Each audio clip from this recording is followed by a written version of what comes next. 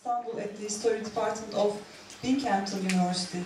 She continues to work on urban history, history of technology and science, and archives and cultural heritage studies in the late Ottoman Empire and Turkey. She worked on private collections as the assistant coordinator of Boğaziçi University Archives and Documentation Center for 3 years. She is currently a postdoctoral scholar at the LARHRA Rhône-Alpes Laboratory of Historical Research of the University of Grenoble, Alpes. And the title of her presentation is Infinite Reefs in a Little Room, How Private Collections Speak to Us. Thank you, Özge, for the presentation.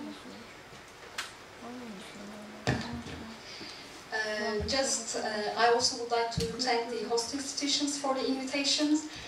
And just a quick warning maybe, I'm neither a film historian nor a scholar in any kind of film studies, but a kind of lucky historian who had the chance to initiate an archive in a public university.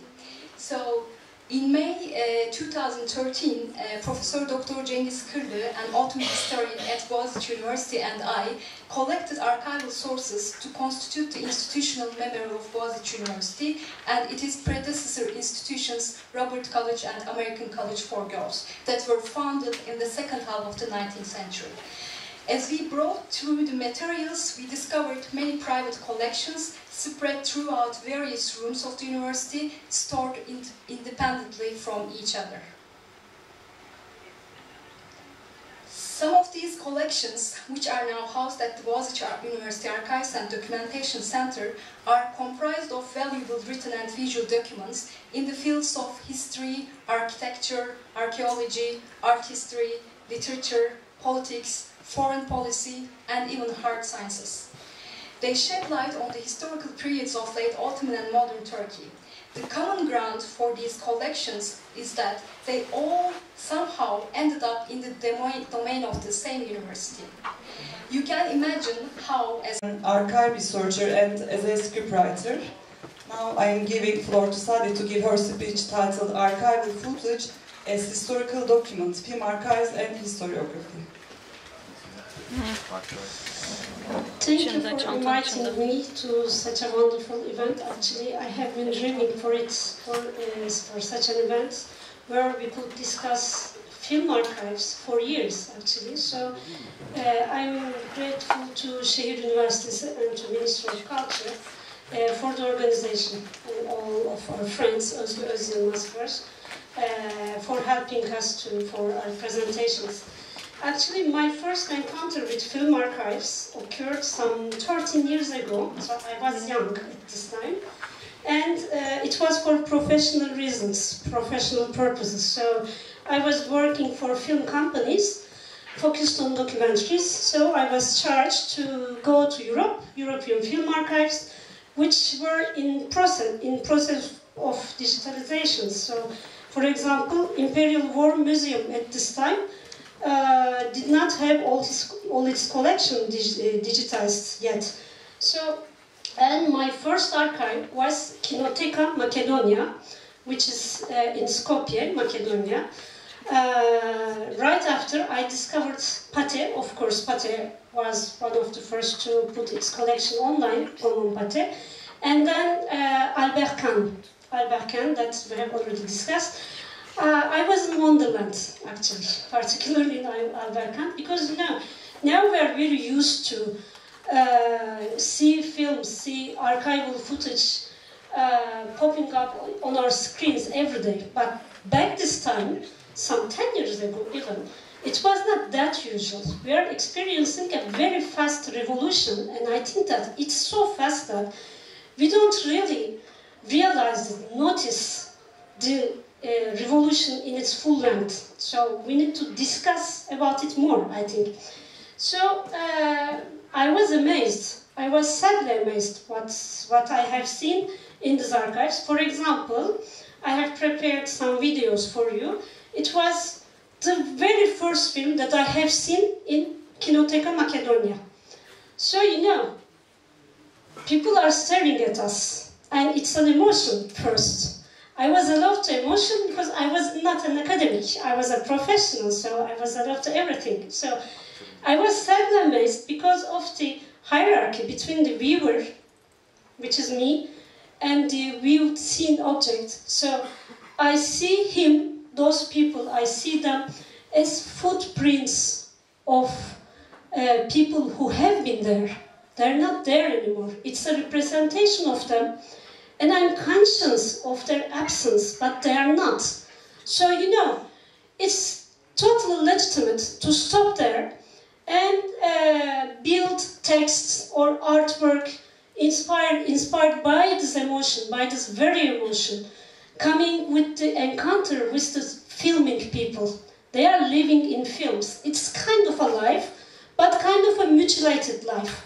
I'm focused particularly on films of silent era and mostly on news films of newsreels, silent newsreels. So, you know, when you have a silent movie, you are deprived of many things. For example, you don't have colors, you don't have smells, you sometimes have words, but not sound. So this is how we perceive the reality normally.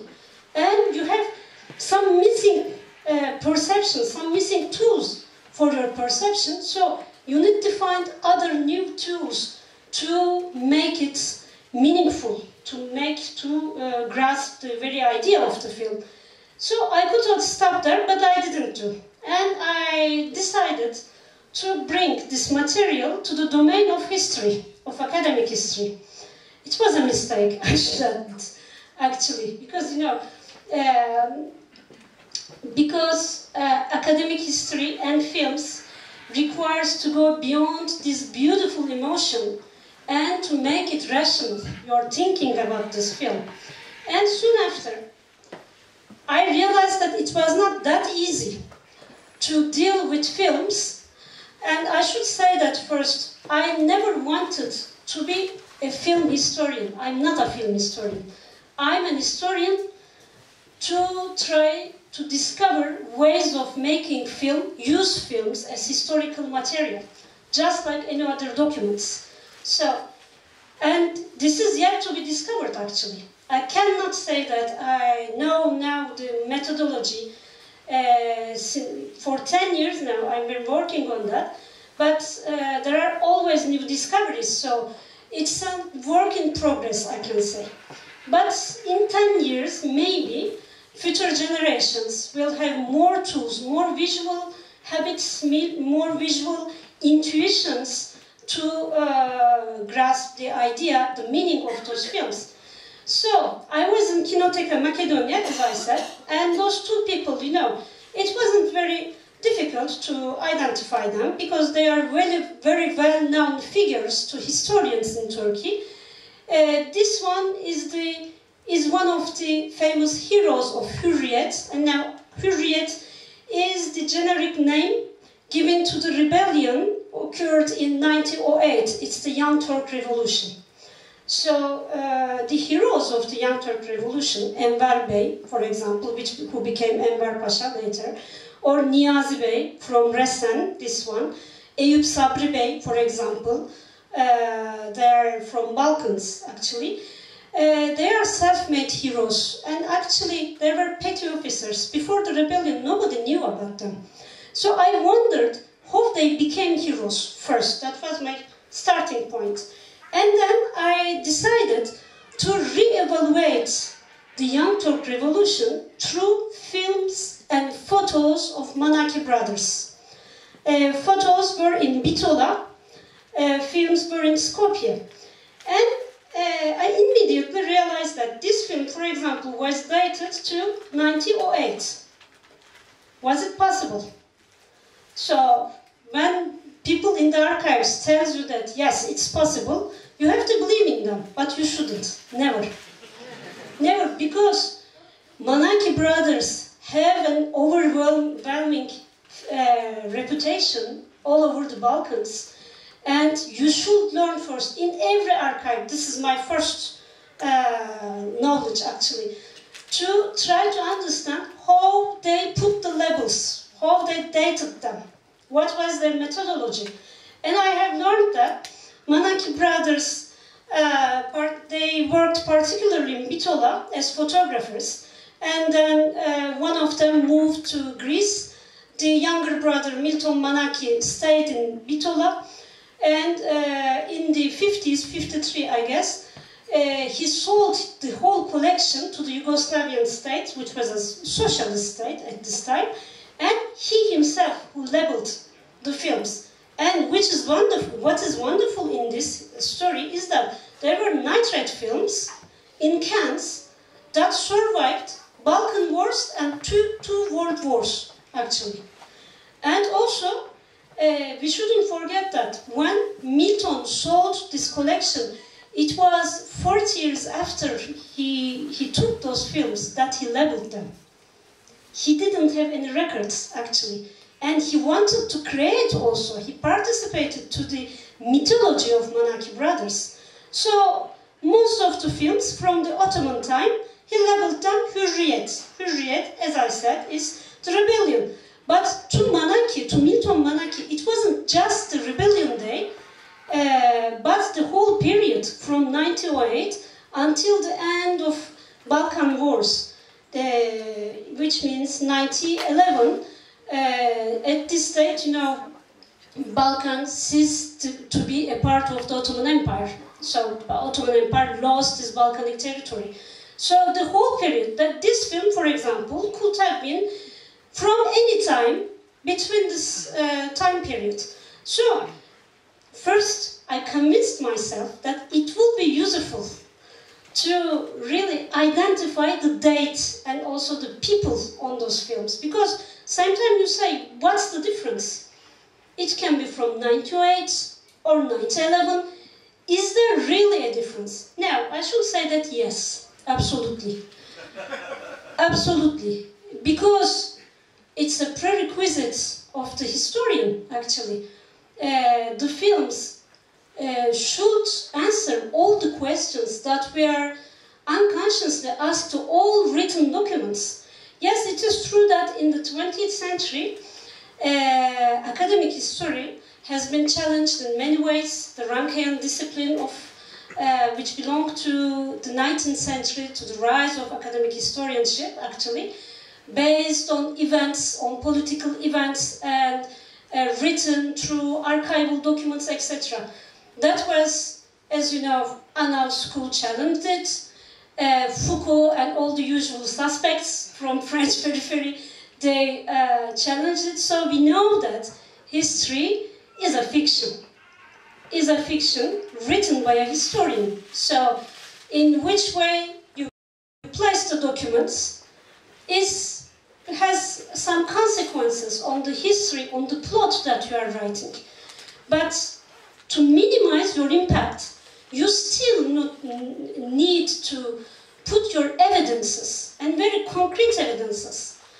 You just don't use a document from the Ottoman archives, for example, without giving its date.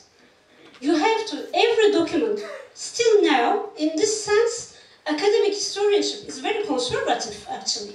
Despite all the paradigmatic change in perspective, etc., the use of material, the epistemological fundamentals did not change that much. So, when I go to the Ottoman archives, for example, or any other written archives, intuitively, because they are well-structured archives, I know who wrote this document to the other, and what's the meaning of this correspondence, because there are words. It's not that difficult. But in a film too should respond, should answer all the questions. Who produced it? For whom? In which conditions? What is the context? And what was the reception? So until you try to understand that this is not a document in historical sense, you can do everything else with that. Artwork, I don't know, films, movies, anything, but not history for now. Maybe in 20 years that will change. The epistemological perspective will change, but for now we still need to create this evidence out of film archive, film repositories. I don't call them that much archives, but collections, I should say. So I wrote my MA thesis on those films, in total 16 minutes of footage, and this is what I discovered very shortly because it needs, for a longer version of evaluation of those films, I need to speak about the revolution, etc. So it's long, we will stay with the films, but you know, everything is interesting in a film. What is this, for example? For what purpose they put this? Yeah, it's a celebration, it seems. They seem to be happy. But who are those people? And also, some minute details, which are very interesting. For example, this gun carriage. What are they doing with this? I didn't understand at all at first. And also those girls, those little girls that we will see in other films too. And happily for me and for all historians, words. It's written Osmanlı İttihat ve Terakki Cemiyeti, Committee of Union and Progress, the leader of the rebellion. But this is a funny rebellion, no, I mean funny, because the rebellion occurred in 10 July 1908. And this is the date retained, remember, always by the rebels, by the Committee on Union and Progress. But for the palace, there is another date. This is what soon I discovered, following only the visual documents, postcards, for example. Postcards that is long forgotten now, but it was a Twitter of the early 20th century. And it was very important. It's kind of an archaeology, if you want. And this information that I'm giving you do not exist at all in written documents. Most of the time, the usual objects of daily life simply are skipped in documents. Why? Because they are so usual. Only if there is some misleading, misunderstanding, a problem, that they will appear in archives. So we should pay more attention to the traces of daily life, I think, and the films, postcards, all the visual material for 19th century were revolutionary in this sense, in the power of their circulation, in conveying their power, in conveying messages, cultural and political messages to masses, to otherwise inattentive public to some issues. So, it's apparently now, it's a celebration organized by the Committee of Union and Progress, which is very good. So, very good. I mean, it's good to understand that this is not because I'm fond of this committee, but and this is their logo that I have seen the first time in my life. But what were they doing exactly? Do a film will allow you to know more about the content. Especially if it's silent, it will not, most of the time. Just like any document, film has its limitations. It shows you footprints on the sand, but it doesn't tell you necessarily who walked down there. So if you have a reference already in your memory, you can identify people. I identified Eyüp Sabri Bey and Niyazi Bey because I have seen them on postcards with their names written on them. And that they were the iconic photographs of the revolution, so widespread and easily accessible. So I didn't have any difficulty to identify them. But what they were doing needs a special collaboration with written archives, with newspapers, memories, etc., etc. Just like in other documents. No documents at all has this power of delivering a monolithic reality. It doesn't exist, I think. And I will give you an example for this reference thing. This is where we are now. But it was not a pedestrian street back then. It was shot by by Pate, sorry, in 1958, actually. This is what they have written in their archive. So there is no reason not to believe them in this, in this example. And I shared it last year on my Twitter account. And somebody sent me a message, very, very emotional message, to ask where did I find this film, because he was his father.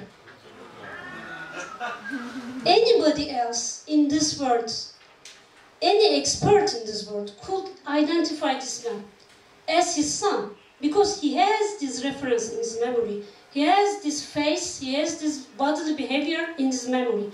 So the films are not that talkative. So you have to combine them. We have to combine them all the time. If we want to use them as historical documents, compare them, look for backup stories, etc. in other documents too, and sometimes to ask people, simply. And let's see this, because it is exactly where we are now.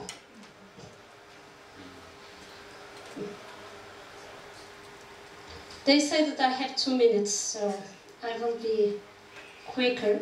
I will give you another example of how, and I made a video. It's not an artwork, but homework, simple homework, because I think that it's the easiest way to show how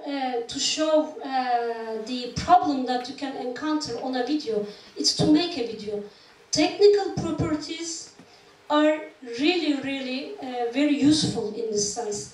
All historians, I think, in my humble opinion, should have some knowledge, some notions, some technical notions on the making of films. And future generations, for example, I think they will be luckier than us, because they already know what a close-up is, when a close-up is used. So it's a visual language that we are yet, that until now only cameraman knew and used, and that they have rules in that. But now, with all our cell phones, etc., we are doing this unconsciously, and it will be a proper language in future, maybe. I don't know. And I was just digging out of curiosity archives of New Zealand, and in a compilation of footage of war, I have seen this image. Everybody in Turkey will recognize them. And also Erasmus students coming from English-speaking countries will know her very well, because she has written both in English and Turkish. And they all want to make studies on her memories, because it's in English and it's easier. So, she's Halide Edip Hanım, an eminent writer, but what she's doing there, and also what she's saying. So, it was shocking. It was shocking at first, especially when I have seen all those people. And I immediately knew this man, Falih Rıfkı Bey, an eminent reporter. This man, yes, I know him too, Ahmet Emin Yalman, another reporter. The elite reporters of the late Ottoman era. But what they were doing. And Yakup Kadri Bey also. And now, let's see the film.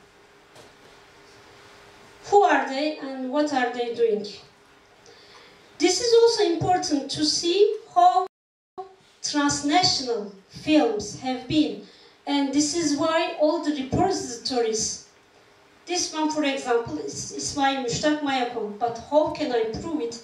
By another reference, you know. If I just say it, it doesn't work. I have to find other references to say that this one is Yakup Kadri, for example. And also, Falih Rıfkı, you know, he published the newspaper Hakimiyet-i Milliye. You remember, yesterday we have seen Atatürk reading Hakimiyet-i Milliye.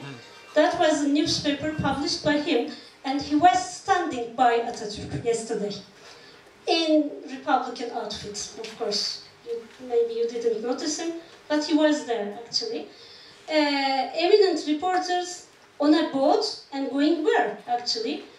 It wasn't easy to decipher, because I first tried to read through their writings, but it's a huge corpus. They were prolific writers, so it didn't work at all. It could be a PhD thesis out of this.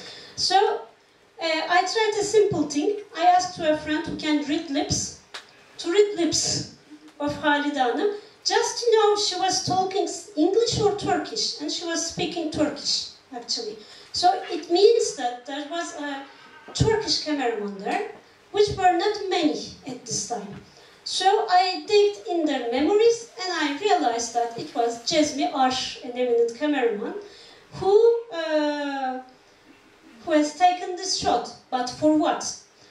In his memories, once I found this, I was able to say that they were on the boat on 13 January 1923, and to go where? To meet Atatürk for his very first press conference to İzmir.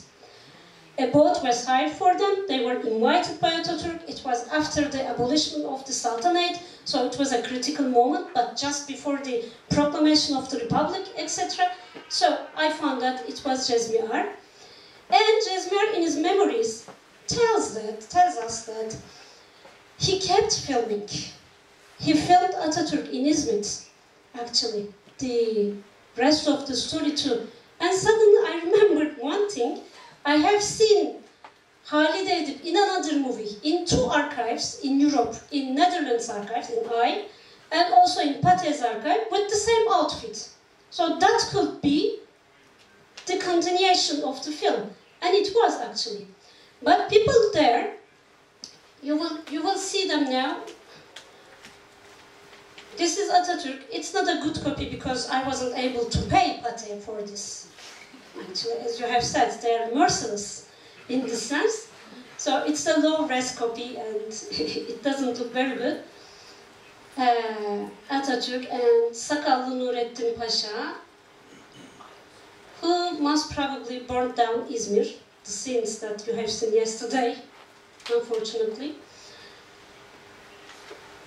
And I was able to decipher all the rest. It was easy. But actually, can we imagine this? None of those archives, neither Pathé nor I, and also New Zealand archives, were aware of the backstory of those films. Nobody can know. We in Turkey either, we weren't aware of the story of those films. Me, I knew those films already. But I never digged them. I thought that it was a Pathé cameraman, etc. But it turned out that Kemal Film at this time, the very first, one of the very first, let's say, private companies have made newsreels, news films, and they sold them, they marketed them on an international level. So this is why I'm saying that they are not archives. They are collections of films, film collections, and then international collaborations between archivists, historians, thinkers, filmmakers is necessary to make them intelligible. Yes, in this sense too, they can be useful, but if we want to use them as historical documents, this collaboration is more than necessary. So, I think I'm gonna finish here. And we shouldn't forget that, last but not least, actually, film can show you only what the cameraman wants to show you. So, for example, from written data, I know that there was somebody else on this boat. Kara Kemal Bey, one of the ancient members of Committee of Union and Progress, which would commit suicide 2 years later, actually, because he would be condemned to death by the Ankara Parliament, so instead of being executed, he preferred to commit suicide. So he was there also. But he didn't want to be filmed. Maybe this one. You will see there is a shoulder appearing, but not in full length. And also, you know, this one, maybe Velite Buziya, I wasn't so sure. And the last one, let's see this to finish. We are more lucky with elite people. They let us memories, they let us written data, etc. But for ordinary people, most of the time we are clueless, unless his son or his grandson someday pops up and tells us who he was. this person will remain anonymous, I think. So it is not to exaggerate the power of film in reflecting the reality, but it's important to discover new ways of making them intelligible. Thank you for listening.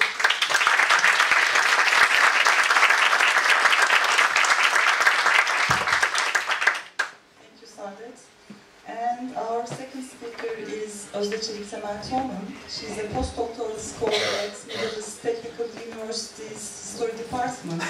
She received her PhD from University College London with dissertation on the regulation of cinema during the late Ottoman era. Her primary research area is late Ottoman and early Republican history, with particular interest in cinema history. Her article, Prime Ministry Ottoman Archives, Inventory of Written Archival Sources for Ottoman Cinema History, extensively explored the factual archival documents for the writing of Ottoman cinema history.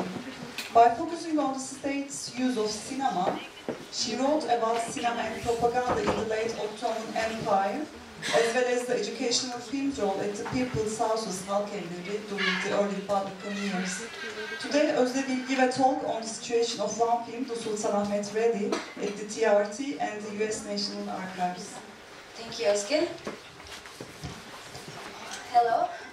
It's been such an informative 2 days, and thank you. I'd like to thank the organizers, İstanbul Şehir University and University of Culture and Tourism, for sharing the films with us. We heard good news from them, so we're looking forward to be able to see the films at the archives in Ankara.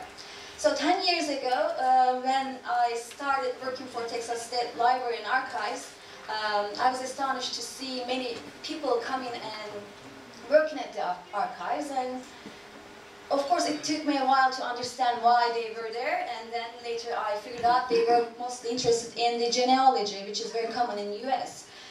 And back then, as a new history graduate, I was thinking that the archives were only for historians, and I was wrong. And I worked mainly with the visually impaired individuals, because the archives tried to make it more accessible to them. And later on, my archival journey began to be more academic during my MA and PhD studies, and I was lucky enough to work in different archives from US, UK, France, and in my home country, Turkey. And I made use of archival sources for my academic works, and I had special moments that I couldn't name back then, like Professor Christie mentioned the archive fever, and then I realized, like, yes, I have that desire for the archive. Of course, the authoritarian side of the archives and other issues, but I think as we are sitting all here together and the main topic is the film archives, I think we all have a desire for a film archive and the beginnings of the things and the moments of the origin, so on and so forth. So recently, as Saadet mentioned, her Twitter account or the issues that she engaged with other people, public, and YouTube accounts like Serkan will talk in a moment, I guess. I'm looking forward to his talk too. All these different so-called counter archives has its own challenges. And of course, this point brings me to my focus, the focus of this paper. So I entitled it as One Film, Two Archives, but there are more films because on online databases like YouTube or other private film archives, we see different versions of this film, Sultanahmet Mitingi, the Sultanahmet Rally.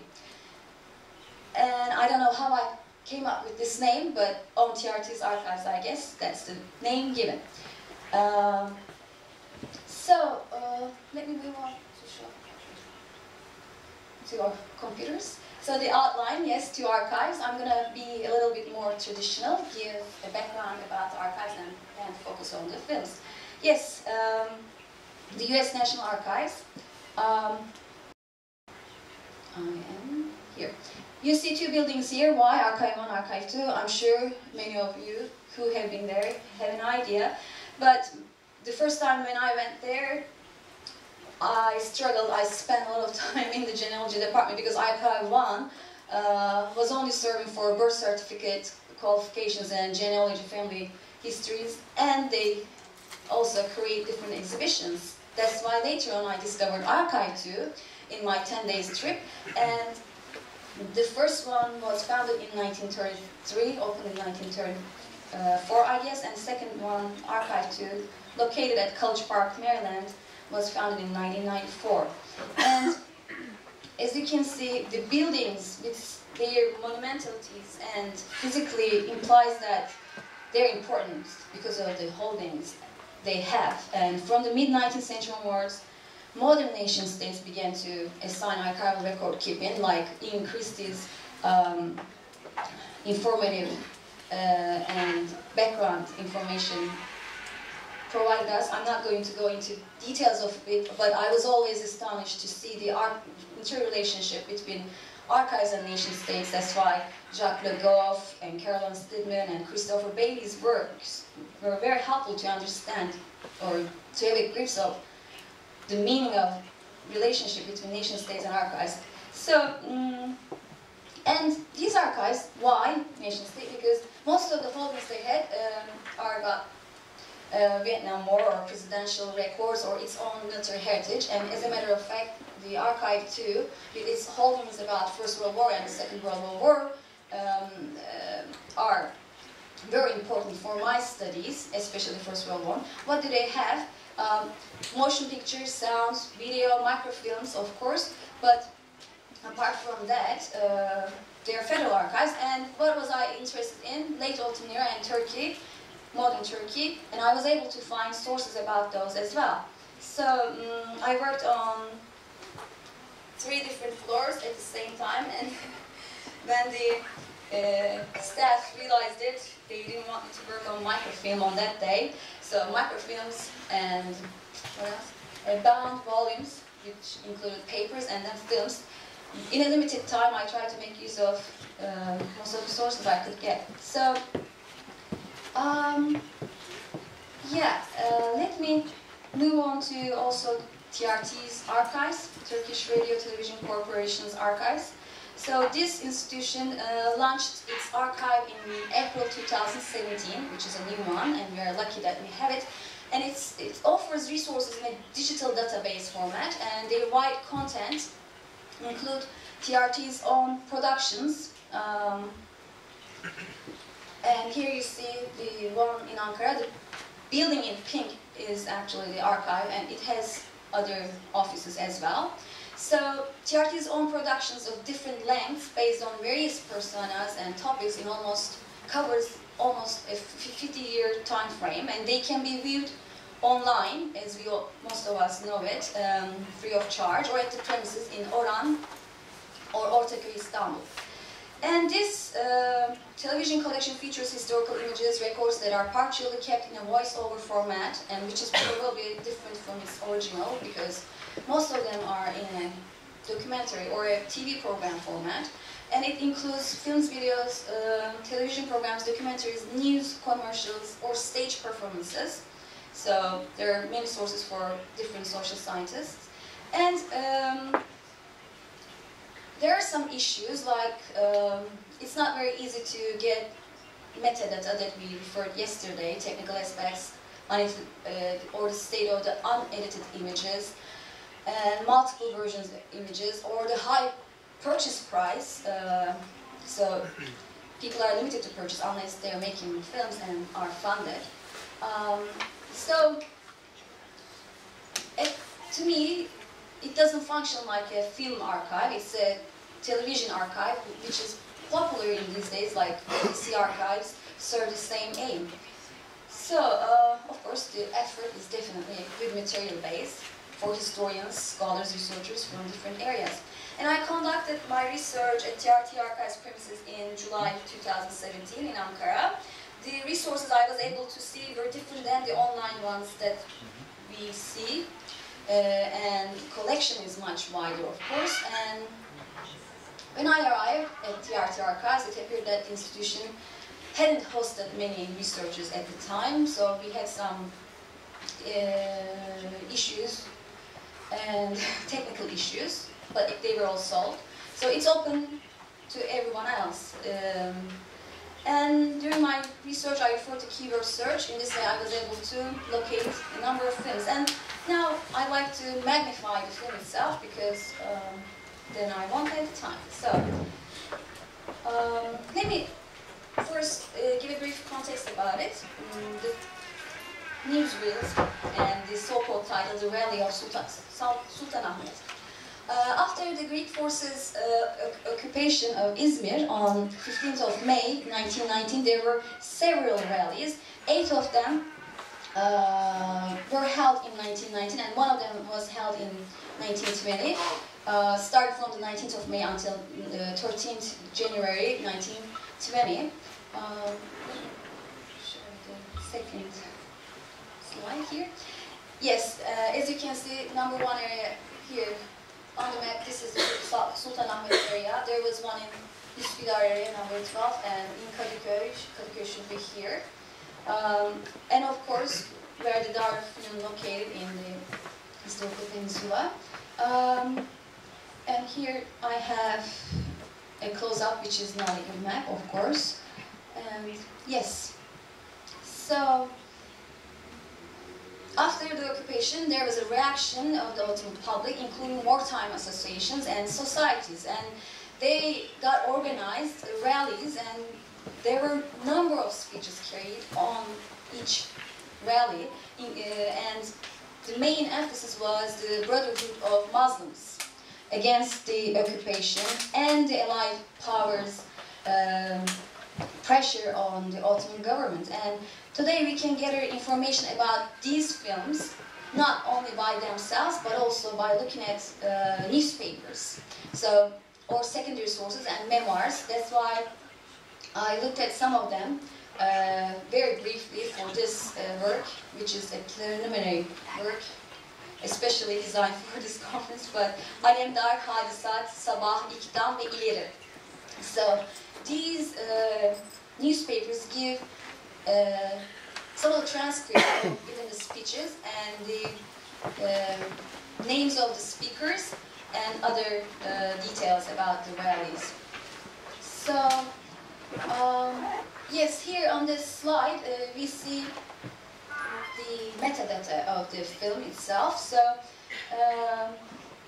I think I could only locate one about this rally, but I'm sure in their holdings there may be others, because this event was filmed by different cameramen. We'll see in the film even then, international and local ones. So there may be other films. You may come up with it one day. And especially a closer look at the First World War films, because in one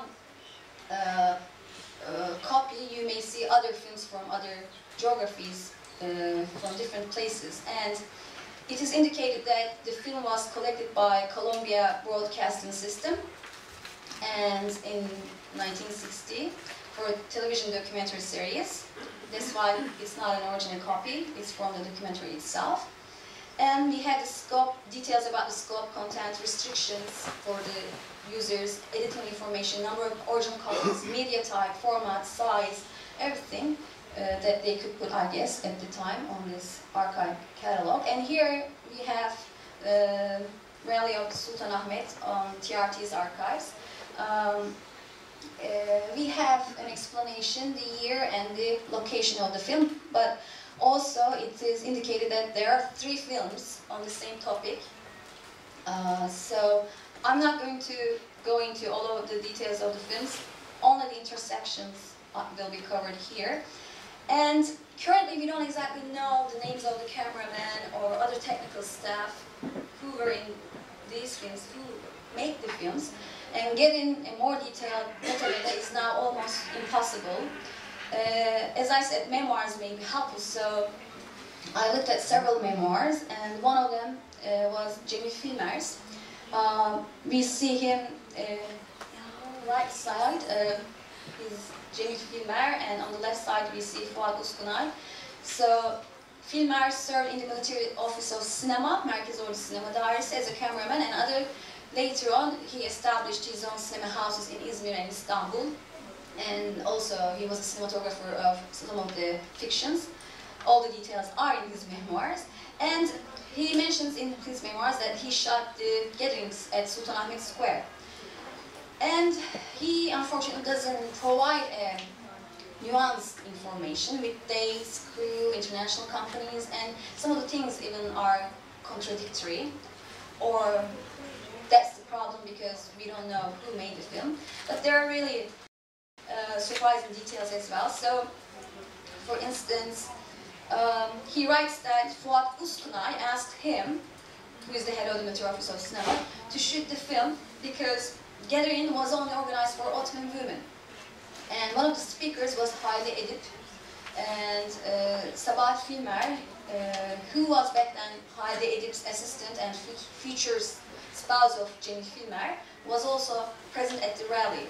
So I looked at the films which were available. I couldn't locate one only for the women, like the rally only for women.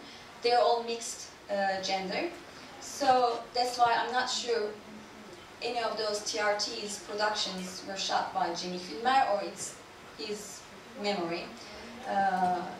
Let's see here. Yeah, Haydi Edip. We mentioned about her so much, I guess.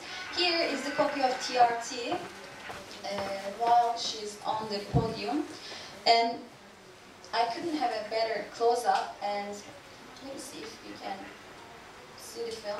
Do I still have time? Oh really? Okay. I'll show the other film because we're not about.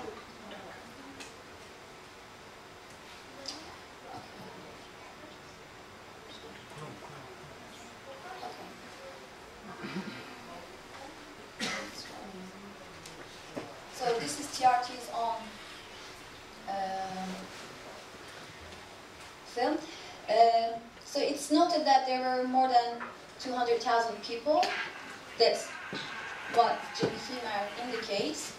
And I'll just briefly show Haydi Edip on here as the archive named her. I didn't do a detailed close-up investigation on the picture, but anyway, let's move on to the other film because the quality is better and easier to watch.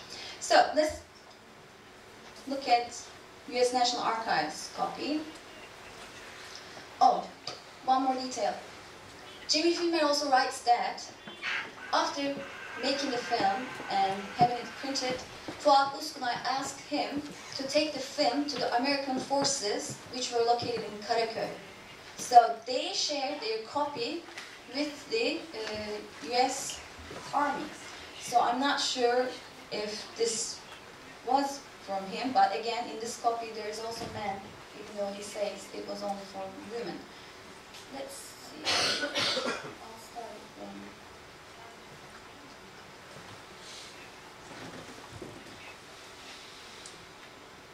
So at this gathering, according to the newspapers, Alemdar and Alemdar's 20th of May 1919 report indicates that it was stated that the crowd gathered in front of the municipality building in Fatih at 3 o'clock. The speakers were Haydi Edip, Salahattin Ali, Hüseyin Ragıp, Nusrettin Adil, and two students from Darülfünun Philosophy Department, Tahsin Fazıl Bey and Miss Meliha Hanım. At the beginning we saw a lady shortly, right, talking, is it, as I said, there are other films here. Yes, there are crowds, men and women are segregated. It seems like there's students, bureaucrats, military members, and ordinary people. And this is the Sultanahmet Square, and I think the cameraman is with them. And Cemil Filmer did a panoramic shot from Minare that I couldn't show in it. Now we're going to see Miss Meliha, I guess this is, because it's very far. She is the student at Darülfünun, along with other Tahsin Fazıl Bey. She made a speech. It's coming up. So this newspaper doesn't provide much detail about the description of the speech, but it seems like Meliha Hanım talked about mainly how to protect the motherland. The detail comes from Hadisat, the newspaper. She says, dying is nothing for us, nothing, but let us work for the future, and the death is our common goal, she says in her speech. The rights that are taken by force will be returned. So she's mourning and unhappy about the occupation, and there are some other details. So from İktam and İleri, we know that both Halide Edip and Meliha Hanım talked about the role of women in supporting the national values and sacrificing for the war cause. And another speaker at the rally was Tahsin Fazıl Bey from Darülfünun. And the third one was the Dr. Saadet Bey. I think Dr. Saadet Bey's talk here was censored by the newspapers because of the content and his attacks and hatred towards Greeks. At least the newspaper transcripts are different, and there's a really good work by Şirin Güneşer Erzurum. She detailedly mentions about this censorship that Hadisat and İleri didn't publish. And in this, here we see Dr. Saadet Bey here on the stage, and there are more details about him because the sequence of the speeches made me think in this way because of the first Halide Edip and then Saadet Bey, but there's a cut in this, so I'm not sure why they didn't have Halide Edip here if this was from 19th of May 1919. And let's also see, two other people because of the. Here we see again Saadet Bey making a speech which was censored by the other newspapers. And at the end, we see two hojas. Not only this rally, but all of others, 8 of them, did have hojas coming from different cities. For instance, in this film of U.S. National Archive, here we see the crowds. Let me move on. Here, this is the first one, yes. Hoca Kamil Efendi from Baghdad. He's addressing the crowd about brotherhood of Muslims. And then we'll see Hoca Hamid Efendi praying for thousands of Muslim victims in İzmir. Yes, and then the crowd will leave. So in this preliminary study, I relied on 2 different archival films on the rally of Sultan Ahmet, which allows us to speculate about the series of rallies that took place in 1919 and 1920. But specifically, U.S. archives might be probably from 19th of May 1919, and I'm not sure about the exact month of TRT archives holding. There is no clear data. So archives as a body of records generated by individuals and organizations give us historical sources, whether textual or visual, in this case films, for different ranges of historical inquiry, and for my case it was the First World War. And selection of sources, including or eliminating them, closer, deeper examinations, all of this enriched the end result of the examinations. And that's why I relied on memoirs and sources from relevant secondary books and, of course, periodicals. But also, I like to talk about the archives themselves. Like, when you go there, you see they have their own narratives, or even online databases are in that way. They are arranged, and there are possible differences in each copy. And Anne Stoller describes this as archival grain. I think it's an important concept. Both the broader meanings of archives, record management, kinds of archival procedure, all shape our understanding and our approach to these sources or historical records, films. And I think my last sentence, underlying assumptions of these archives also should be included in our examination. In other words, reading the films against the grain for uncovering insights or voices that run counter to the archive's assumptions are important to look at. Thank you.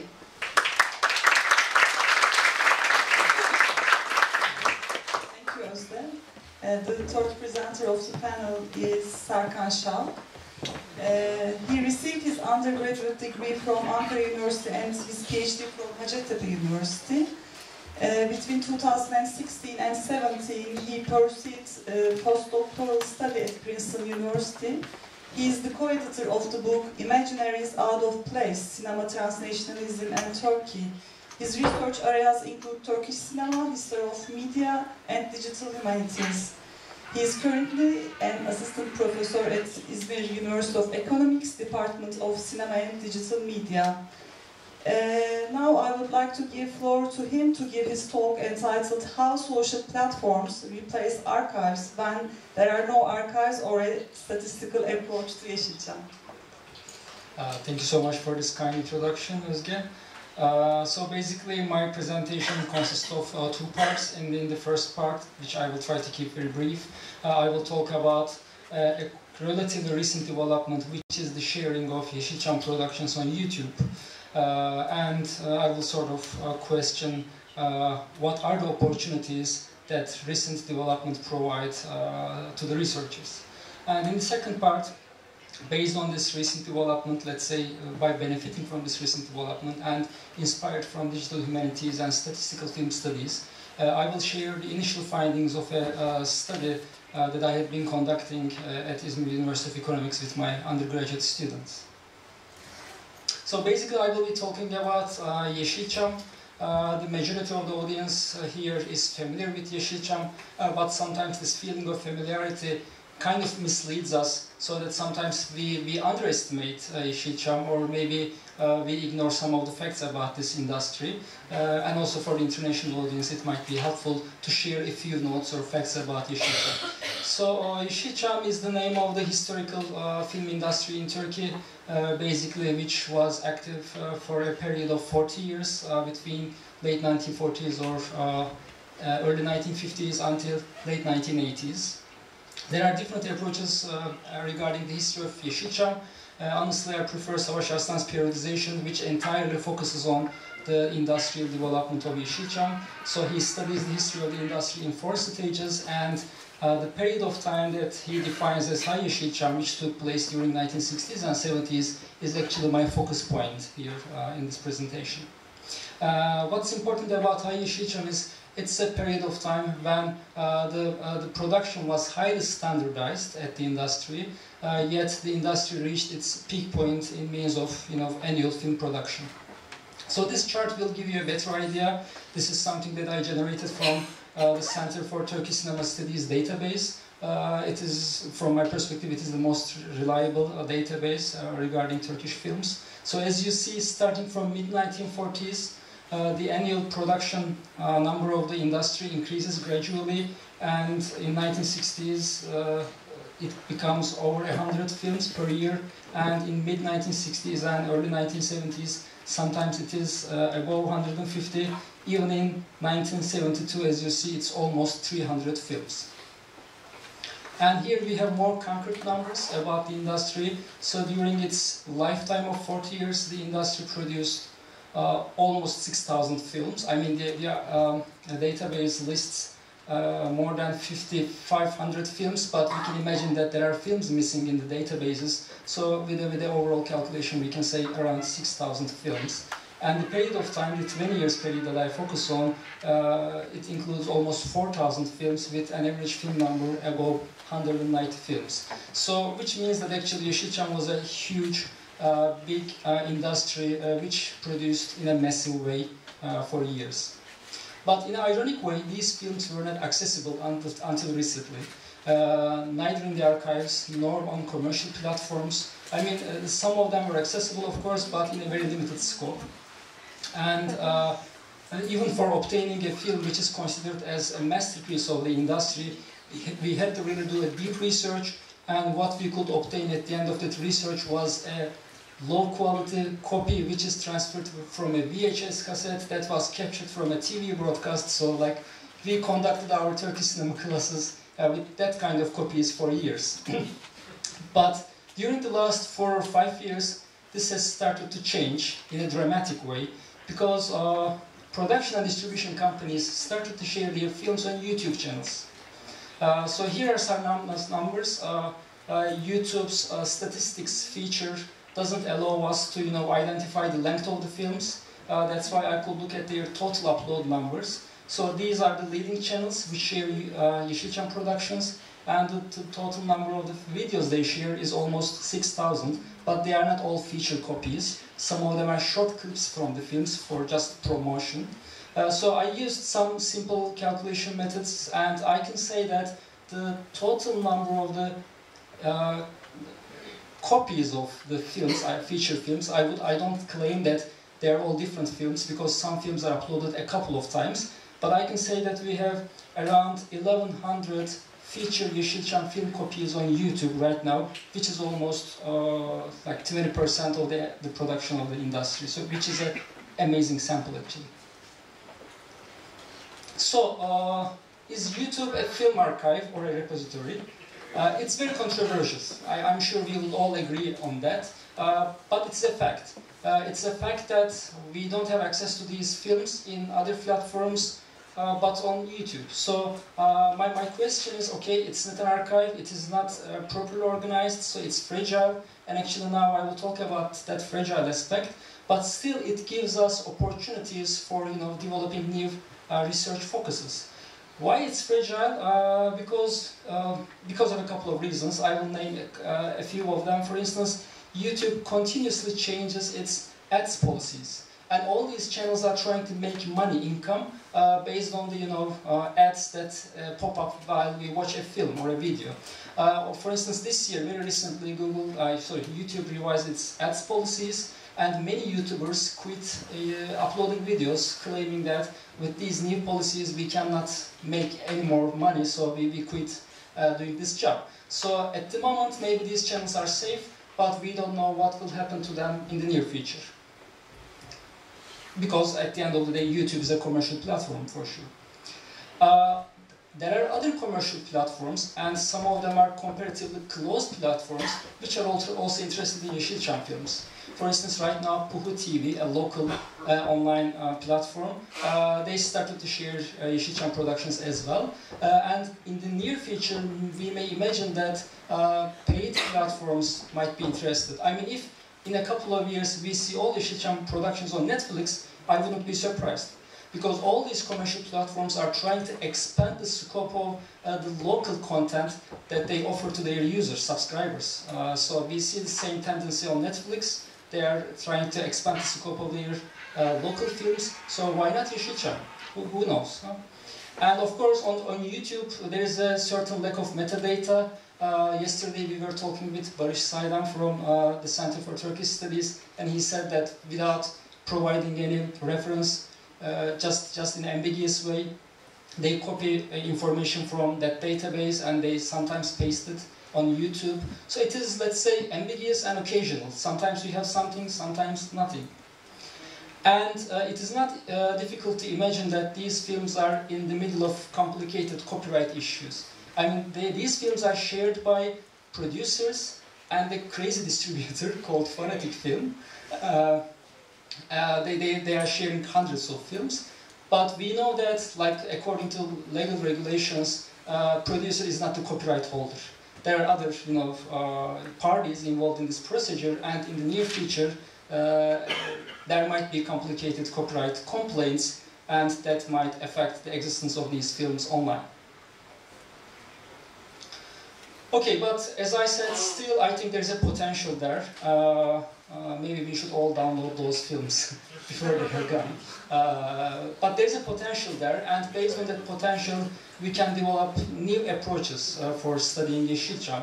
And what I try to do with my students, I'm really grateful to them, because without their contribution, actually this quote goes to them, this study wouldn't be possible, because people who are outside of this, data-oriented studies, they think that there is a data set ready, waiting for you. You play with it and you just present it. Actually, these students spend hours and hours personally, manually, for measuring the films. So what kind of a measurement it is? So actually this workflow, it's not a fancy chart. I know I couldn't manage making a more fancy one, but it gives you an idea about my workflow and my methodology. On one hand, I benefit from statistical film studies. I'm sure you're all familiar with this limited but established field. And on the other hand, I use some approaches from digital humanities. So, statistical or quantitative film studies, as I said, it's a comparatively limited but established field.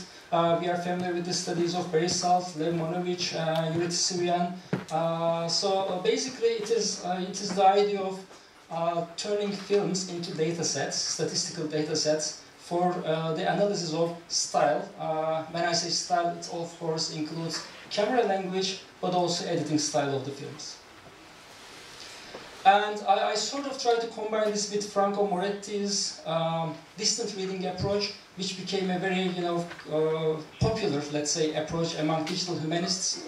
In a very provocative way, Franco Moretti says that don't read the books. Of course, he reads the books, but he just he's trying to, point out his methodology. Because, okay, when you work with 10 or 20 novels, it's possible to read them. But when you work with hundreds of texts, the method Franco Moretti offers is turning these texts into data sets. So actually this is what I'm trying to do. I'm trying to turn these films into data sets based on the measurement of shot lengths. So there is this project called Cinemetrics, developed at Chicago University. They have an open tool and they have an open database. It's a super thing. So by using this open tool, there are different versions of the tool. You can create measurement of any film. The only rule is when you measure a film, you have to upload your data to their database in an open way. So it's a typical reciprocal digital humanities open relation. So when you make a measurement, this is the profile you obtain for a film. You have statistical information such as average shot length, median shot length, their ratios, length of the film, number of the shots in the film, longest and shortest shots, the range between them, standard deviation, and something called coefficient variation. God knows what the hell it is. So I'm really not that, statistical. By the way, I'm not really good at statistics and mathematics, but I had a great advisor. He was planning to be here so that he could be a part of the discussion. He couldn't make it, he has meetings, but my colleague and old friend Ali Oğulcan İlhan was sort of advising me during this statistical process, so I'm also really grateful to my friend Ali. This is the statistical profile that Cinemetrics creates for particular films, but also you can download the raw data behind this statistical analysis, and as you may imagine, actually the raw data includes a sort of time code. And I brought all these films together under a lab called Yeşilçam 1960s and 70s. Cinemetrics allows us to create labs. The labs are also open, so you can simply visit Cinemetrics database, search among the labs, and see all the measurements done by my students. I think I said that I was working with undergrad students, right? So the amount of faulty data was very high. They made more than 150 measurements, but the amount of reliable data is around 100, and 90 of this data is advanced. I will talk about this difference between advanced data and simple data. But to sum up, this is the profile of my sample. We have 100 reliable measurement. Let's say not 100 reliable measurements, but reliable measurement for 100 films. And especially I focused on 3 directors, Osman Sedan, Orhan Aksoy, and Orhan Elmas. Not the most productive directors of the industry, but among the most productive directors. All of these, for instance, you can see the numbers of the films they produced during their entire career. The lowest number belongs to Orhan Aksoy, who made 84 films during his entire Yeşilçam career, which is a comparatively lower number for Yeşilçam standards. But this is the profile of the sample that I'm dealing with. We can go back to this because, maybe if we have time at the end, because when we start thinking about films, by focusing on numbers, it might be confusing, so we don't know how to analyze it. So I have some examples for you if you are curious, like for instance, in Citizen Kane, the names are left Turkish, I'm sorry. The average shot length is 12. In a very famous Turkish director Nuri Ceylan's long shots, it goes up to 30 seconds almost. And in a crazy action film such as Die Hard 2, it falls down to 3.1 seconds. Of course, average shot length is only one aspect of the statistics I'm dealing with, but it is the center point actually. So, I have to admit that I was planning to do some comparison and it didn't work. I was planning to make a comparison between different directors of photography, but I couldn't, identify significant difference between them. This might be because of two reasons. Maybe my sample was not enough, or maybe Yeşilçam was that much standardized. So there is really not a certain discrepancy between different directors or directors of photography. I don't know. It's too early for making a decision about it. But instead of that, I want to share two findings with you today. The first one is, in a very clear way, we see that average shot length in Yeşilçam films were getting shorter. It was shrinking. So here you will see a closer look at the evolution of average shot length in measured films in 5-year periods. So as you see, gradually the average shot length is getting shorter. This is not surprising because we all know that, we all observe that films became faster in means of their shot length and editing style. And that was a global trend. For instance, Barry Salt does a similar measurement for United States productions, and this is a chart that I created from his measurements. And again, when we look at 1960s and 70s, we see a similar tendency. So we can say that Yeşilçam was in line with a global trend, not surprisingly. But what's important here is actually the acceleration is higher in Yeşilçam films. For instance, in early 1960s, you see that it's above 14 seconds, and in US it's around 9 seconds. But when we look at late 1970s, you see that in the States, it's around still, let's say, 6.5 or 7 seconds.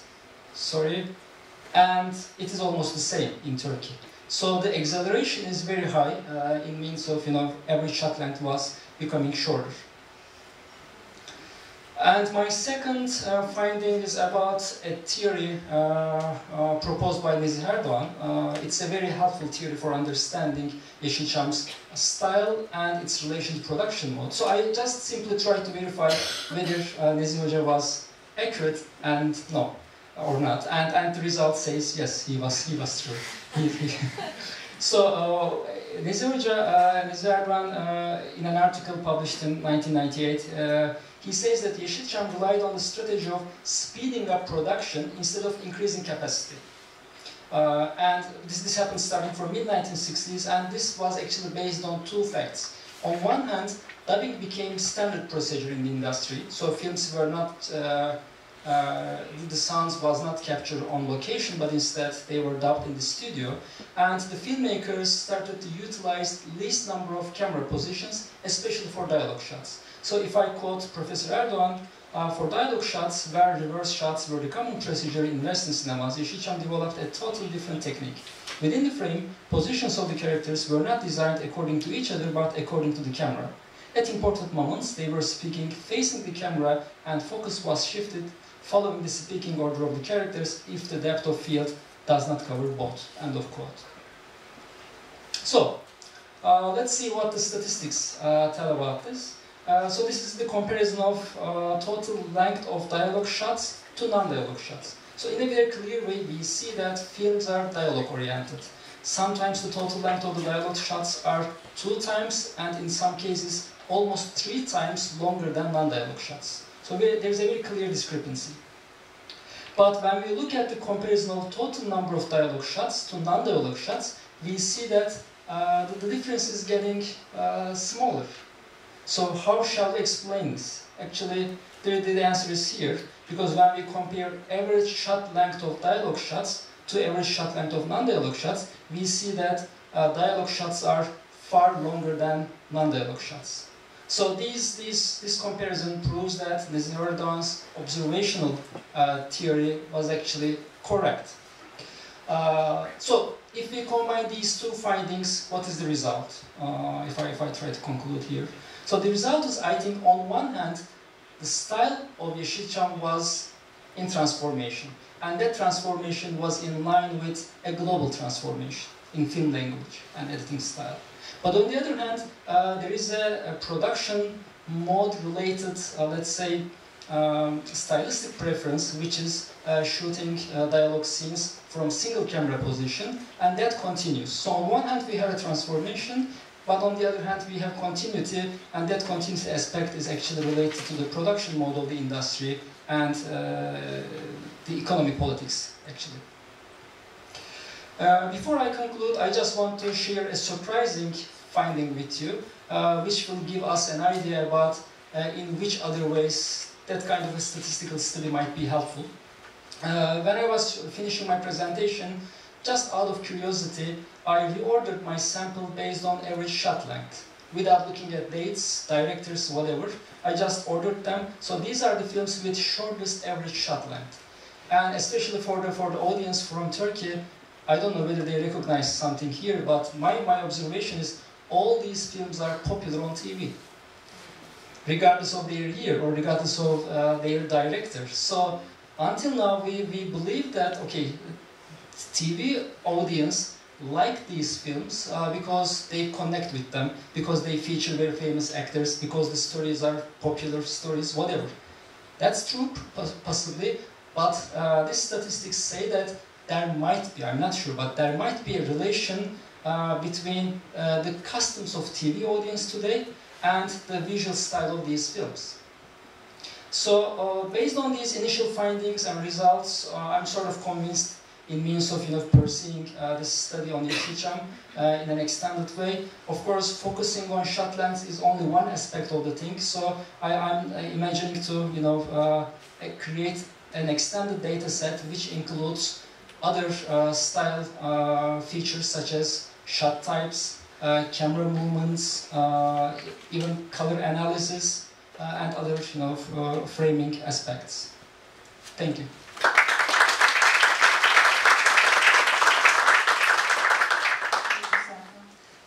The last speaker of the panel is Nurçin İleri. She completed her doctoral dissertation on the night, streets and crime in the late Ottoman İstanbul at the History Department of University. She continues to work on urban history, history of technology and science, and archives and cultural heritage studies in the late Ottoman Empire and Turkey. She worked on private collections as the assistant coordinator of Boğaziçi University Archives and Documentation Center for 3 years. She is currently a postdoctoral scholar at the LARHRA Laboratory of Historical Research of the University of Grenoble, Alpes. And the title of her presentation is Infinite Reefs in a Little Room, How Private Collections Speak to Us.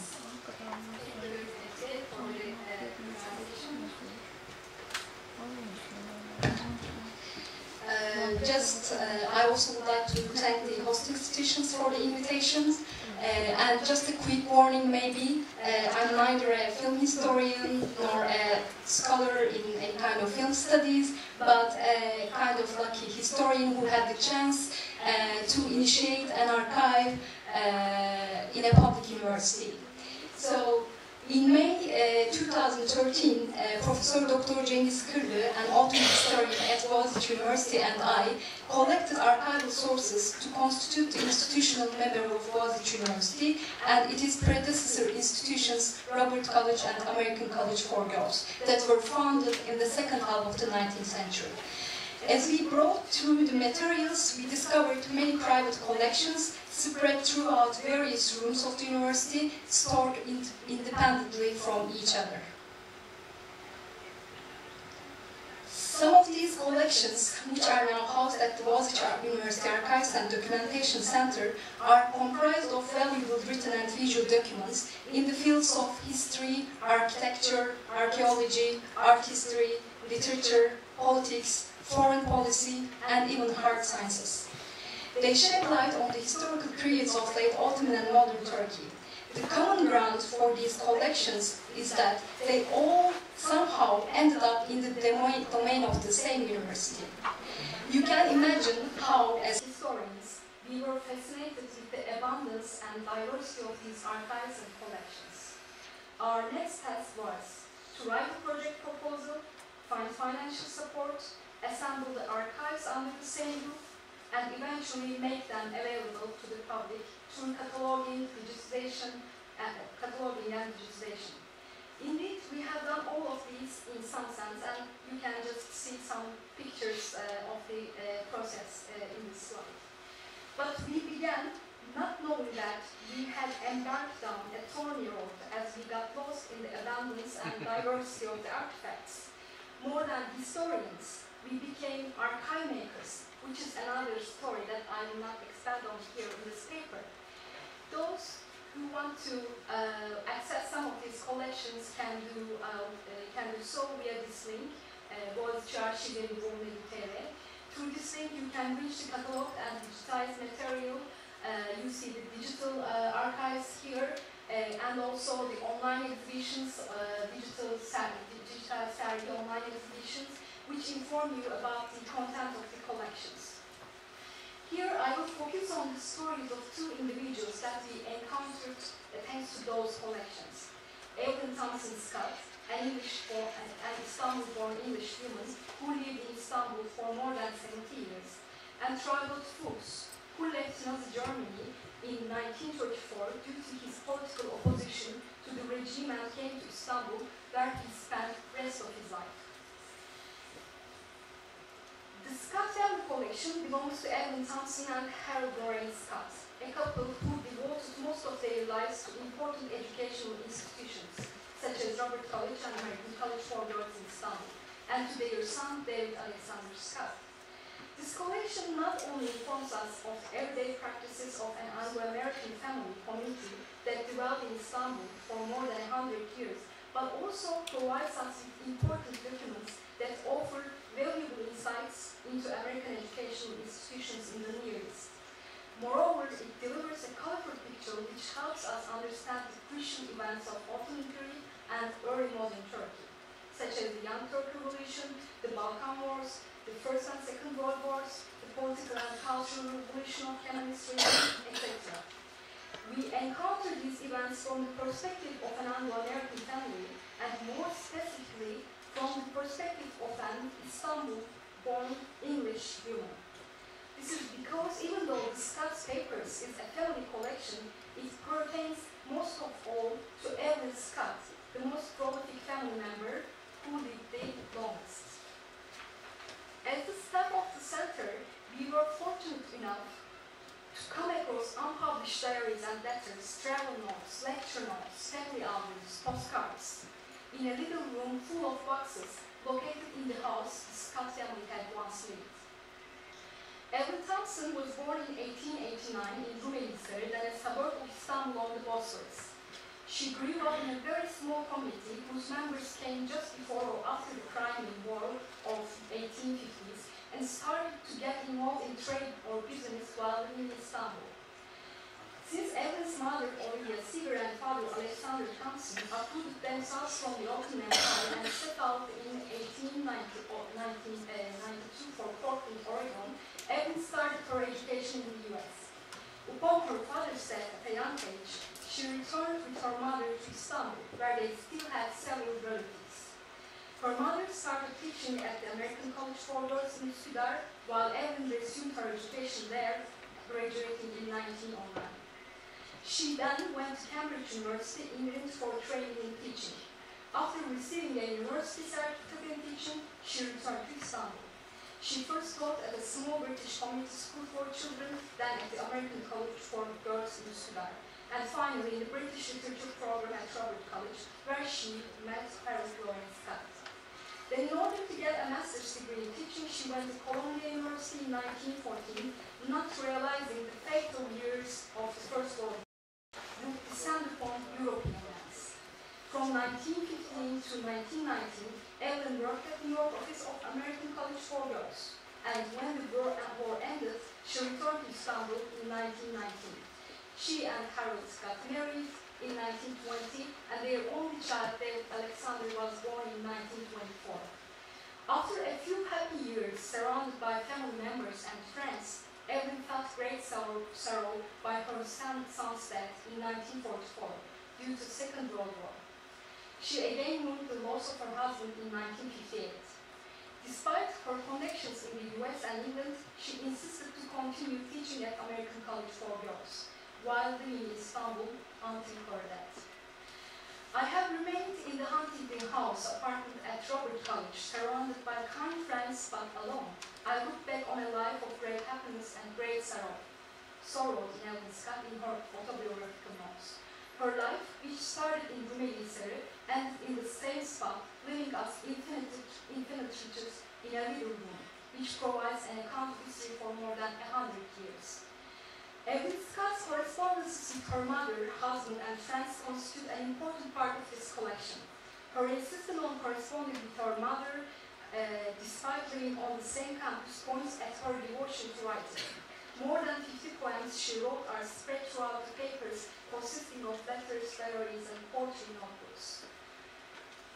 Diaries that she kept for 60 years, starting when she was 16 years old, contain her personal observations and remarks concerning the late Ottoman and early public and political life in Turkey.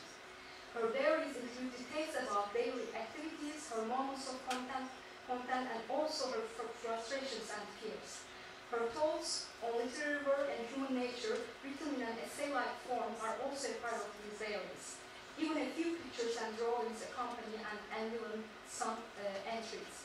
Here you see her diary from a page from her diary from 1905, and actually she describes how she felt when she first danced with a man, his cousin, her cousin actually. And here a diary page from an entry from 1909. She visited with her friends, her schoolmates. She makes a visit to the parliament, and she even made a sketch of the parliament. And this entry is quite detailed. Even she talks about one of the leading figures, Ahmet Rıza. And here is the covers of Edwin Scott's diaries. Perhaps her most stimulating and lively work is composed of travel notes and diaries. Her travel notes, written as individual papers or diaries, scripted in notebooks, are cherished for the pictures, postcards, and ephemera that she picked and collected from her itineraries, as if she wanted to create more than a plain narrative of her travels by providing a vivid visual atmosphere. Throughout her life, she made trips to cities in Europe, such as Paris, Strasbourg, Genoa, Basel, Napoli, Athens, and places in the US, including New York, Ohio, Washington. She also traveled extensively to many locations in Anatolia, including Konya, Mersin, Adana, Eskişehir, İzmir, and Bursa, and the Arabic Peninsula, to Cairo, Beirut, and Aleppo. Some of her writings from these travels are composed in a journalistic way with an organized writing style, as if they were intended to address an audience not familiar with these places. Others, however, just describe daily memories, individuals, and itineraries as quick notes. And here again, a picture from Konya. I think she took this picture because her accompany, Phoebe, her friend, is with her, and she's chatting with the local people around. And on the other picture, you see Edwin Scott and again Phoebe here among the local people. I will not just make a detailed analysis of the photographs. Just today, I will be talking about the variety of the sources. Along with these are individual photographs, thematic family albums, including her recorded identifications of the photographs. In brief, it was Edwin Scott who kept all the materials together in an organized and meticulous way as a prolific author and a passionate gleaner. Indeed, her work is the backbone of this collection. What should we know about Robert Fuchs? A German philologist, painter, poet, teacher, and musician. Fuchs was born in 1906 in the Alsace-Lorraine region. He pursued his higher education in Berlin, Heidelberg, Marburg, and Köln, studying Romance languages and literature, art history, philosophy, and pedagogy. His meeting with Leo Spitzer, a professor of Romance language and literature in Marburg, constituted a milestone in his life.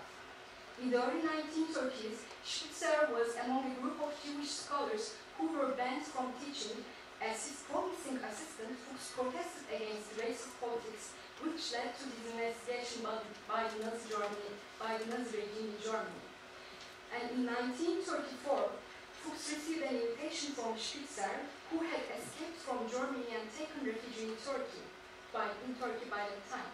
He accepted the offer. Quote, "Without hesitation, I accepted and followed this call with great enthusiasm, feeling this was a real chance for liberation. No compromises with the Nazis anymore. I intended never to come back as long as Hitler was victorious. I would rather have gone to the end of the world, perhaps to South Africa. Here was a door to the future, at home, a door to that. This was certain."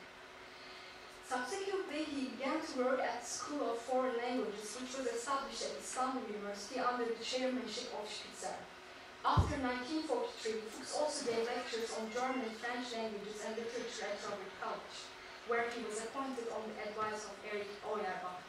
He completed his doctoral dissertation the same year and received his supervisor Spitzer approval. But before his official defense, a fire broke out in Fuchs' house and destroyed the document. His passion for teaching is evident in his archive, which includes thousands of pages of lecture materials he used to prepare for his classes in Istanbul and Robert College, Boğaziçi University, on German literature spanning from Middle Ages to today. A remarkable part of Traugott Fuchs' writing is contained with the Günaydın collection. This is a collection of more than 70 notebooks into which Fuchs would paste clippings from the Turkish newspaper Günaydın, starting from 1971. The clippings relate to all aspects of political, social, and cultural life in Turkey. Furthermore, Fuchs would comment with his own writings and sketches on the clippings, often in a satirical way. The Günaydın collection, which continued up to the 1990s, provides its readers with invaluable insights in Turkish social life, accompanied by the sharp comments of Fuchs himself. Next to teaching, writing, and collecting ephemeras, Traugott Fuchs was a passionate painter. His archive contains more than 6,000 black and white and colored sketches, many of them depicting Istanbul or other cities of Anatolia that he used to visit. It also contains around 200 oil paintings, 30 of which were the products of the time he spent in Çorum and in Inner Anatolia Sea. Fuchs was amongst the German immigrants with papers who were interned by the Inner government at Çorum during World War II, and he lived for a period of 18 months in this city, which inspired him in his studies and works. In a poem, he described his painting as follows: "Paint, slave, paint. The body is but a shell. You must peel this shell away. And from the fragile sheet release the radiant flower of the spirit." As my colleague, Dr. Anna Vakali, who prepared a fabulous online exhibition on Fuchs, which you can see in our website, notes that Traugott Fuchs was a multifaceted person coming from a typical background of the Prussian, educated middle class. He cherished humanistic education, science, and literature. Characteristically, he has been called the last Renaissance man. After leaving Istanbul University in 1978, Fuchs continued working at Boğaziçi University, where he gave lectures until 1983. His friendship with the late student Artemer, an English literature professor at the same university, became stronger over time, and Artemer played a crucial role in making Fuchs' treasure accessible today. Artemer and one of her students provides a vivid image of their first encounter with Fuchs' archive. Quote, our first reaction on opening the boxes containing the documents and objects amassed by Traugott Fuchs over the years was to remember this line by Marlowe: "Infinite riches in a little room." It was as if we had entered a new and fascinating world at the turn of a magic key. Letters, photographs, and postcards dating back to the period before the First World War. A recording of Auerbach lecturing on Dante, students' notes expressing their admiration and deep affection for their tutor, countless notebooks and files with pictures and captions cut from Turkish newspapers, pasted next to handwritten verses and humorous rhymes, comprising ample material for several volumes of social history and popular culture. Both the scuff papers, by the way, these are also his paintings from Çorum. yeah, the city, the Anatolian cities inspired him a lot. Both the Scott papers and Fuchs archives have been recently discovered thanks to some personal efforts. During their lifetimes, neither Evan Scott nor Travel Fuchs spent much effort to publicize the treasures they have produced. So why did they write, paint, collect, or sort? One can never be sure about the answer, yet all of the archival material remains as their proof and simultaneous demonstration that they went on living despite all of the sorrows and crises in their lives. But for whom was this demonstration made? In his article, The Mysterious Outside Reader, Adrian Cunningham argues that records are rarely so unself-consciously pure, and that many records are consciously created for audiences which may not be immediately apparent. Might this also be the case for Fuchs and Scott? Their donation of their belongings to a public university just before they passed away is telling in itself. Thus, it is likely that they wrote, painted, collected, and imagined that one day their work would be read, seen, and discovered by others. As you notice, this presentation is not about film archives, but in general on the artifacts and ingredients that make a documentary or a film possible. And as recently available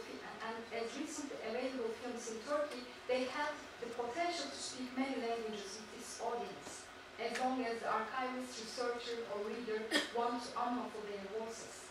Through her life writings, Evan Scott slightly opened the door for us to discover the history of Anglo-American community, the American institutions, and ongoing wars. Furthermore, she made us understand the texture of everyday life in late Ottoman state and Turkey from a viewman's perspective, which would otherwise remain uncovered. By elaborating more on Evan Scott's life writing, wouldn't it be possible to contribute an alternative history of women in these lands? Travel Fuchs is perhaps not one of the well-known famous figures of the wave of intellectuals who fled from Nazi Germany to come to Turkey. Yet my colleague Anna Bakari points out his rich, still untapped archive reveals a multifaceted, unexamined intellectual who remained productive until the end of his life. By elaborating on Travel Fuchs' life, writing, and painting, isn't it possible to sort out the history of Haymatlos intellectuals or produce a new cultural history of Istanbul, our precious city, through the lens of Fuchs' sketches? My primary concern with this paper is not to prove a point, but rather to explore myriad possibilities for interpreting these archives, which remain behind the closed doors for years, within their period and their constraint of social context. In exactly this way, one can create new forms of academic and artistic studies in a world in which the importance given to the archive has been increasing. Through an archaeological digging, one could bring a series of fragments forward that will hint at a history that could be fully recovered if Scott did not write or Fuchs did not paint. I would like to end my paper with words of historian Arnold Farish in Allure of the Archives.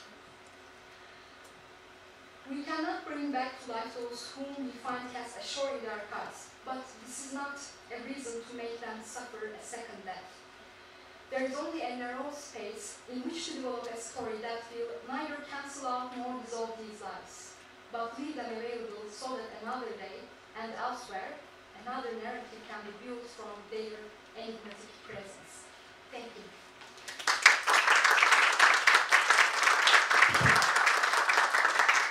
Thank you very much, Nurçin. And after this stimulating presentations, I'm sure there are some questions and comments, and we have almost 50 minutes for that. Do you have any?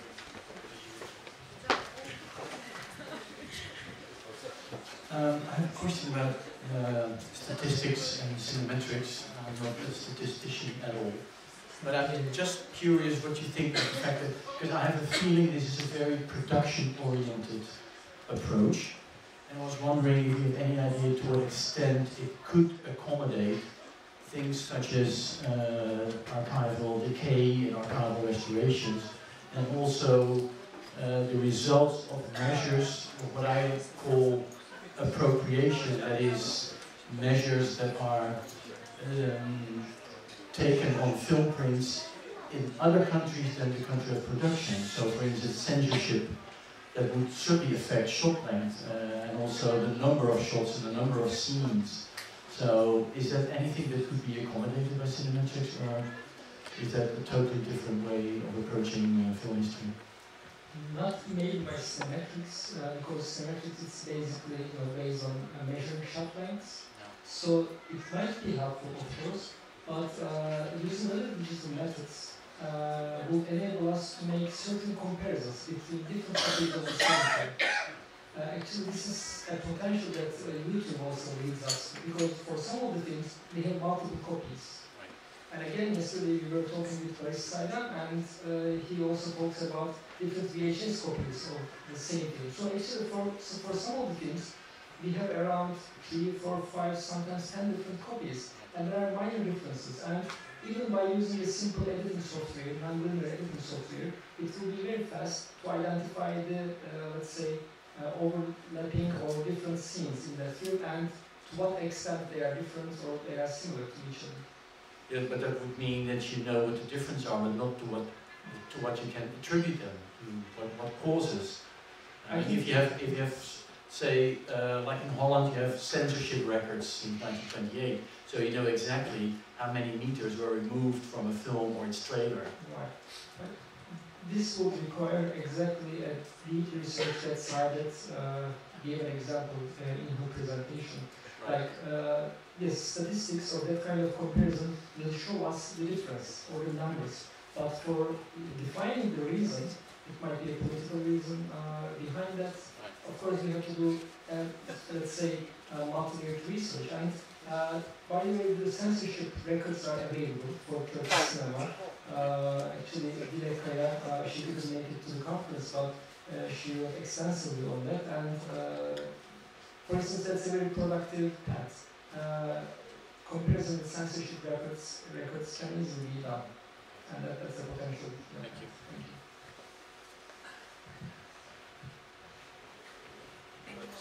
you. Sorry. That was really interesting seeing your use of cinematics. I mean, Yuri Tsibian's a friend of mine. I remember at the beginning, I'll just say two things, and this relates to Nico's point as well. Cinemetrics is an interesting database, but it has obvious limitations. And the question of what you can apply it to outside of an internal comparative study remains a kind of tantalizing question.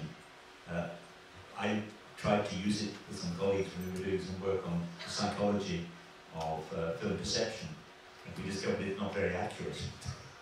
When you really get down to detail, because we're doing the gross films, in local aspect it's not very accurate, because it depends on the technique of the people doing measuring, and they may not be doing it accurately. That's one problem. But there's, just to throw in something, I did a study with a group of other people for the UK Film Council back in 2008 called Stories We Tell Each Other, which is about trying to find a measure of cultural impact. And that's working with large bodies of films. Might be of some interest. It's online at the BFI website. And we developed a kind of metric for measuring cultural impact by taking the total number of films produced in Britain after World War II, and then making samples. Well, methodologically, I think this has got potential, where we made a statistical sample, a random sample, and we made an intuitive sample based on well-known films. And we used these as comparison corpora, which could be used to answer certain questions about degrees of cultural impact, which I think comes closer to the sort of thing that Nico was looking for. I do think that working with large bodies of films in this way is really important, because it responds to the nature of the film industry. The problem with cinemetrics is it's so precisely based on, as you say, on a certain kind of measure, an ASL. I just wonder how usable it is outside of that, and whether one's actually pushing against its limits. But, I admire what you're doing, and I think that what you presented is really interesting, except intuitively I know that the question of directors is irrelevant to that study. I have the same skepticism. I mean, I totally agree with you, but I cannot stop myself trying to understand the numbers. Actually, at the keynote speech that Tongani gave at the Cinematics conference, he explains a similar, let's say, skepticism in a great way.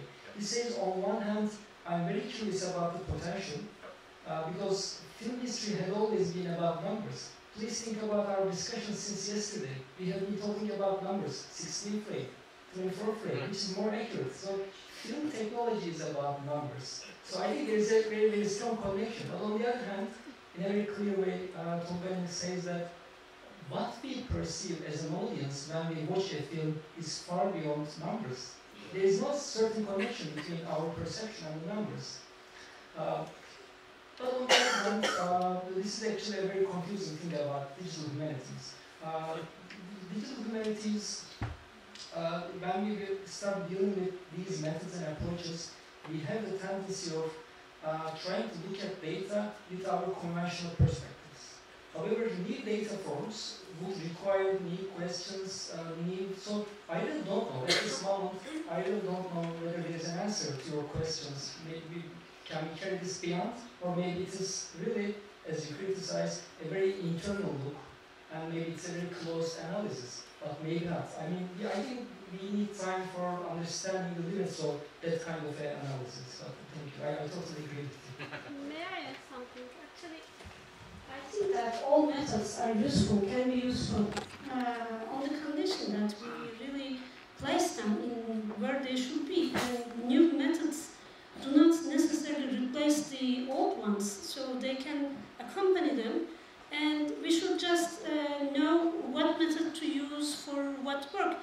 Otherwise, we all know that all theories are very coherent, can be very coherent, until you test them with the reality, with the real things. So this is what we have to do. But it's not. But I think that it is useful. It can be useful, but particularly when I'm thinking of the policies of Turkish producers in Yeşilçam cinema, in Yeşilçam industry, they were really measuring the pellicula, so for economic reasons, etc. So it shouldn't be coincidences. It should have some. Maybe I think this work, this study, should be completed with oral history, for example, to ask the producers to. So it is not all. It is one method which is useful, which can be more useful, tested with other methods. That's all. I could add something to that. The study I mentioned, Stories We Tell Each Other, is about cultural impact. We did another study. The UK Film Council had money for a period of time to commission proper research. That all disappeared when it was abolished by the government. We did a second study with a lot of money, which was designed to find the place of film in people's lives. And that was done in 2011. That was a big, big study with a sample of 2,000 people. And it's a really interesting study. It's online at the BFI website, and that allows you to combine quantitative work. Where do people see film? How many do they see? How often do they see them? With qualitative work, because we had 3 writing questions in which people chose films that were significant for them. And that's really fascinating, the archive of what 2,000 people choose as a significant film. So I think that came close to what you're suggesting, combining the quantitative and the qualitative.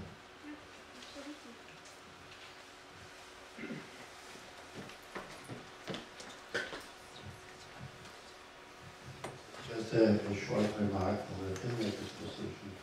There is a special subgenre in the genre of avant-garde film, and it's entitled metric film. So these are filmmakers who exactly use short lengths to create their movies. And then by repeating them, by using them, but the starting point is mathematics and metric film.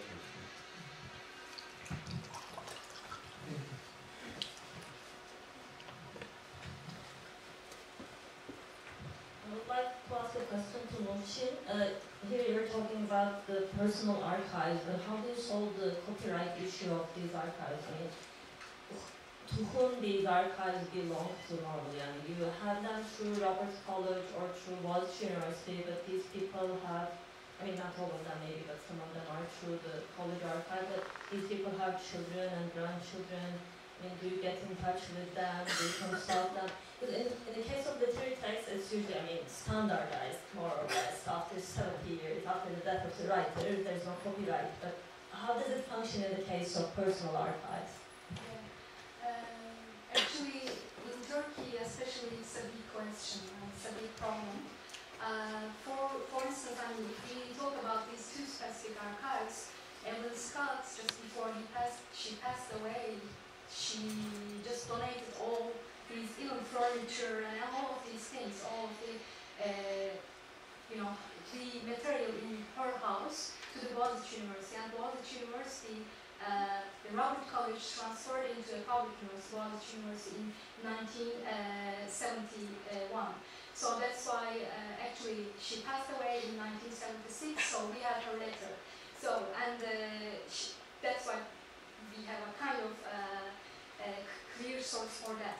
But in Fuchs' case, it's a bit different because Fuchs gave his paintings and all of his holdings to Çeliktemel.